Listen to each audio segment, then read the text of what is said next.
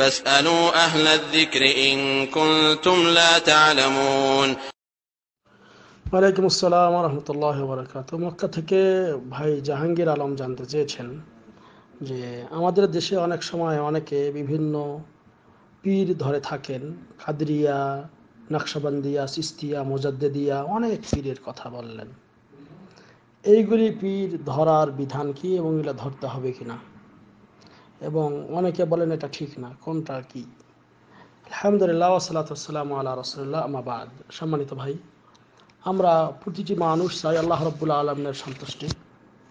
আর আল্লাহ রাব্বুল আলামিনের সন্তুষ্টি পাওয়ার জন্য আপনাকে আমাকে যে কাজটি করা দরকার সেটা হলো আল্লাহ এবং রাসূল সাল্লাল্লাহু আলাইহি ওয়াসাল্লামের আনুগত্য করা দরকার। এবং আল্লাহ ও রাসূল সাল্লাল্লাহু আলাইহি ওয়াসাল্লামকে চিনতে গেলে অনেক সময় নিজেরা না জানলে অনেক আলেম ওলামা তাদের শরণাপন্ন হওয়া দরকার। যেমন আল্লাহ বলছেন যে তোমার কোনো বিষয়ে যদি জানা না থাকে ফাসআলু আহলা যিকরি ইন কুনতুম লা তা'লামুন, যে বিষয়ে তোমার জ্ঞান নেই সে বিষয়ে তুমি যারা জ্ঞানী তাদেরকে জিজ্ঞেস করো।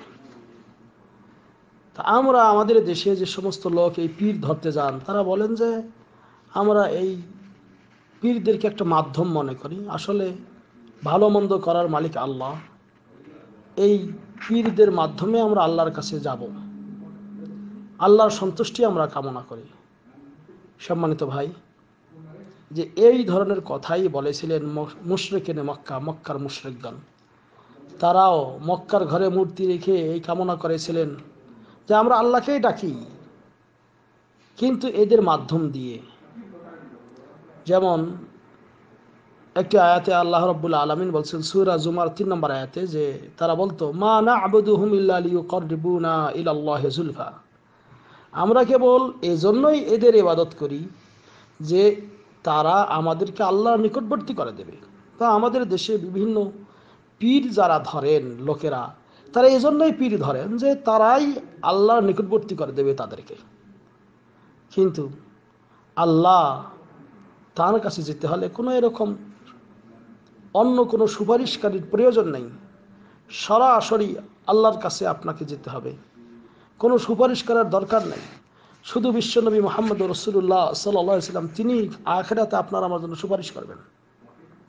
কিন্তু আল্লাহ ছাড়া, তার অনুমতি ছাড়া কেউ সুপারিশ করার অধিকার রাখে না। আর আল্লাহ রাব্বুল আলামিন নবী মুহাম্মদ সাল্লাল্লাহু আলাইহি ওয়াসাল্লামকেই শুধু অনুমতি দেবেন। যেমন এই বিষয়ে আল্লাহ রাব্বুল আলামিন সূরা বাকারার 255 নম্বর আয়াতে যে আয়াতটি রয়েছে, যে আয়াতুল কুরসির মধ্যে, যে মান যাল্লাযী ইয়াশফাউ ইনদাহু ইল্লা বিইজনি, কে আছে যে তার মানে আল্লাহর নিকটে সুপারিশ করবে আল্লাহ রাব্বুল আলামিনের অনুমতি ছাড়া। আর আল্লাহর কাছে সুপারিশ কেউ করতে পারবে না আল্লাহ যার উপর সন্তুষ্ট হবেন তিনি ব্যতীত। যেমন আল্লাহ বলছেন ওয়ালা ইয়াশফাউনা ইল্লা লিমান ইরতাদা, সূরা আম্বিয়ার 28 নম্বর আয়াতে আল্লাহ বলছেন যে তাদের জন্য সুপারিশ করার, অর্থাৎ তারা শুধু তাদের জন্য সুপারিশ করে যাদের প্রতি আল্লাহ রাব্বুল আলামিন সন্তুষ্ট। আল্লাহ যার প্রতি সন্তুষ্ট হবেন তিনিই শুধু তাদেরকেই অনুমতি দেবেন সুপারিশ করার জন্য, তাছাড়া আর কেউ না। তো এরকম বিভিন্ন পীর ওলি আউলিয়া যাদেরকে ডাকা হয়, এরা কোনো জিনিসের মালিক নয়, ওরা কোনো কিছু উপকার এবং ক্ষতির মালিক নয়, ওরা কোনো ভালো এবং মন্দ করতে পারে না। তবে কোনো পীর যদি আপনার কোরআন এবং সহিহ হাদিসের কথা শিক্ষা দেয় সেটা গ্রহণ করা যাবে। কিন্তু অধিকাংশ পীর আমাদের দেশে, অধিকাংশ এই যে যেগুলা বললেন, হ্যাঁ মুজাদ্দিদিয়া, নকশবন্দিয়া, চিশতিয়া, অমুক তমুক বিভিন্ন তরিকা যে তাদের আছে, এই তরিকাগুলো সম্পূর্ণ ভ্রান্ত তরিকা, বাতিল তরিকা। এই তরিকা পরিহার করা উচিত, এইগুলো বাদ দিয়ে কোরআন এবং সহিহ হাদিসের তরিকা গ্রহণ করা দরকার। কারণ ওই তরিকায় কোনো ফায়দা নেই এবং তারা আপনার আমার কোনো উপকার এবং ক্ষতি করারও মালিক নন। কারণ আল্লাহ রাব্বুল আলামিন তিনি বলেছেন ওয়াকালা রাব্বুকুম উদউনি আস্তাজিব লাকুম, তোমাদের রব বলেছেন তোমরা আমাকে ডাকো আমি তোমাদের ডাকে সাড়া দেব। ইন্নাল্লাযীনা ইস্তাকবিরুনা আন ইবাদাতি সায়াদখুলুনা জাহান্নামা দাখিলিন, যারা আমার ইবাদত থেকে মুখ ফিরিয়ে নেবে তারা অচিরেই লাঞ্ছিত অবস্থায় জাহান্নামের মধ্যে নিক্ষিপ্ত হবে। সূরা গাফিরের 60 নম্বর আয়াতে এটা উল্লেখ করা হয়েছে। তা আল্লাহকে আপনি ডাকেন, আল্লাহ রব্বুল আলমিনকেই শরণাপন্ন হন, আল্লাহ ছাড়া অন্য কারো শরণাপন্ন হওয়া যাবে না। এবং এরা কোনো প্রকার লাভ ও ক্ষতির